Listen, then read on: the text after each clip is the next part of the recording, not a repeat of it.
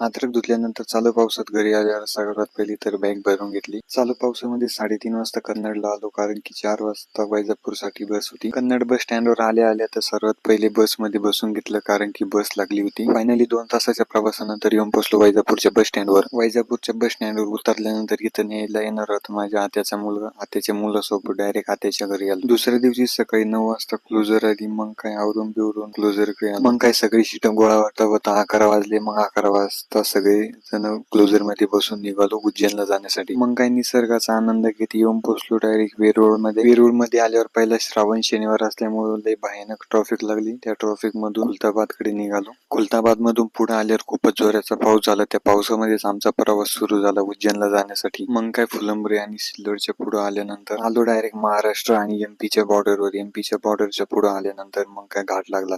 घाटामध्ये काय पुन्हा ट्रॉफिक. मग काय 5-6 तासाचा प्रवास करून येऊन पोहोचलो श्री संत मुक्ताबाई मंदिर संस्थानिक. मंदिरामध्ये आल्यानंतर इथं काही जास्त गर्दी नव्हती, म्हणून इथं दर्शन लवकर झाले. मग काय दर्शन झाल्यावर सर्वांनी फोटो काढले. मग फोटो झाल्यावर तिथून निघलो पुढे ओंकारेश्वरला जाण्यासाठी. घाट उतरल्यानंतर आलो पुढे. तिथं लागली नर्मदा नदीचे दर्शन घेऊन निघालो पुढच्या प्रवासासाठी. मग काय पुढे आल्यावर एका ठिकाणी मस्तपैकी चहा घेतली. संध्याकाळी 7 वाजता पुन्हा पोच झाला. त्या पावसातच निघालो ओंकारेश्वरला जाण्यासाठी. पुढे येऊन एका ठिकाणी थांबलो, मस्तपैकी फ्रेश झालो. मस्तपैकी जेवण केले. मग काय ड्रायव्हरनी गाडीचे काच ते पुसून घेतल्या. पावसामुळे काचा खूप खराब झाल्या, त्याच्यामुळे काच ते पुसून घेतल्या. रात्री 10 वाजता ओंकारेश्वर मध्ये पोहोचल्यानंतर खूप जोराचा पाऊस झाला. रात्रभर आराम करायचा. आता रूम मध्ये आराम केल्यानंतर सकाळी लाईन मध्ये लागायचंय दर्शनासाठी. आजचा हा ब्लॉग कसा वाटला तुम्हाला हे कमेंट मध्ये नक्की सांगा. आणि याच्या पुढचा जर ब्लॉग बघायचा असेल तर अकाउंटला फॉलो करा.